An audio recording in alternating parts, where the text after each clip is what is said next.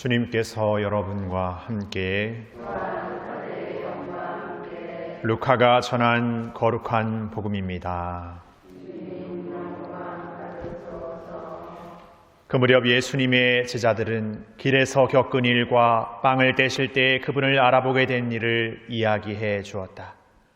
그들이 이러한 이야기를 하고 있을 때 예수님께서 그들 가운데에 서시어 평화가 너희와 함께하고 그들에게 말씀하셨다.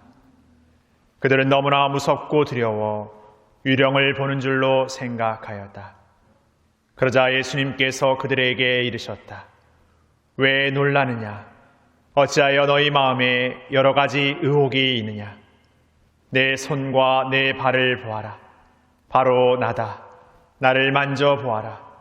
유령은 살과 뼈가 없지만 나는 너희도 보다시피 살과 뼈가 있다. 이렇게 말씀하시고 나서 그들에게 손과 발을 보여주셨다. 그들은 너무 기쁜 나머지 아직도 믿지 못하고 놀라워하는데 예수님께서 그들에게 여기에 먹을 것이 좀 있느냐 하고 물으셨다. 그들이 구운 물고기 한 토막을 드리자 예수님께서는 그것을 받아 그들 앞에서 잡수셨다. 그리고 그들에게 이르셨다. 내가 전에 너희와 함께 있을 때 말한 것처럼 나에 관하여 모세의 율법과 예언서와 시편에 기록된 모든 것이 다 이루어져야 한다. 그때 예수님께서는 그들의 마음을 여시어 성경을 깨닫게 해주셨다. 이어서 그들에게 이르셨다. 성경에 기록된 대로 그리스도는 고난을 겪고 사흘 만에 죽은 이들 가운데에서 다시 살아나야 한다. 그리고 예루살렘에서부터 시작하여 죄의 용서를 위한 회개가 그의 이름으로 모든 민족들에게 선포되어야 한다. 너희는 이 일의 증인이다. 주님의 말씀입니다.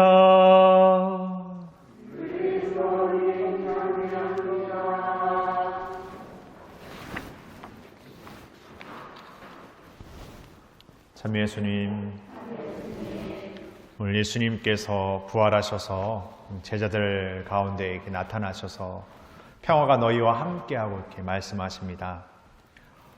예수님께서는 당신이 부활하셨다라는 것을 이렇게 인간적으로 더 이해시켜주기 위해서 당신의 살과 뼈가 있다라는 것을 말씀하시고 그래도 놀라워하고 믿지 못하니까 그 앞에서 이렇게 음식을 이렇게 드십니다. 살과 뼈가 있다는 것은 살아있는 존재의 모습이고 음식을 드신다는 것은 그 살아있는 존재가 생명을 유지하는 어떤 활동이라고 볼 수 있습니다. 다시 말해 예수님은 그냥 어떤 환시처럼 어떤 환영처럼 이렇게 나타나신 것이 아니라 진짜 우리와 같은 인간의 모습으로 다시 부활하셔서 이렇게 살아계시다는 것을 이렇게 알려주는 부활에 대한 분명한 증거를 더욱 제자들에게 알려주는 것 같습니다. 그런데 그런 부활하신 예수님을 만난다라는 것, 우리가 부활의 기쁨을 산다라는 것, 그런 것은 어떤 것일까? 부활의 기쁨, 그 기쁨을 산다라는 것, 그것은 근거 없는 어떤 낙관적이고 근거 없는 어떤 희망을 그냥 청사진처럼 바라는 것이 아닙니다. 기쁨을 산다라는 것은 슬픔도 없고 고통도 없고 어려움도 없이 그냥 그저 기쁘고 즐거운 행복만을 사는 것도 아닙니다. 부활의 기쁨을 산다라는 것은 더욱더 우리의 현실을 직시할 수 있는 힘을 지니게 된다는 것입니다. 다시 말해 그 기쁨은 그 현실의 삶 속에서 어떤 어려움이 있고 어떤 힘겨움이 있고 어떤 절망과 좌절의 삶이 있다 하더라도 거기에서 실망하거나 좌절로 끝내는 것이 아니라 희망이 있고 희망을 찾고 사랑을 살면서 살아갈 수 있다는 것을 분명한 삶으로 증거해내는 것입니다. 다시 말해 우리 부활의 삶은 이제 더 이상 어떤 어둠으로도 가둬놓을 수 없다는 것을 더욱 확신에 차 노래하는 것입니다. 오늘 예수님은 평화가 너희와 함께라고 말씀하십니다. 평화라는 것은 세상적 의미로 봤을 때 전쟁이 없는 상태, 다툼과 폭력이 없는 상태, 뭔가 아무런 문제가 없고 어려움이 없는 어떤 무의 상태를 말합니다. 그러나 예수님의 평화는 그런 무의 상태가 아닙니다.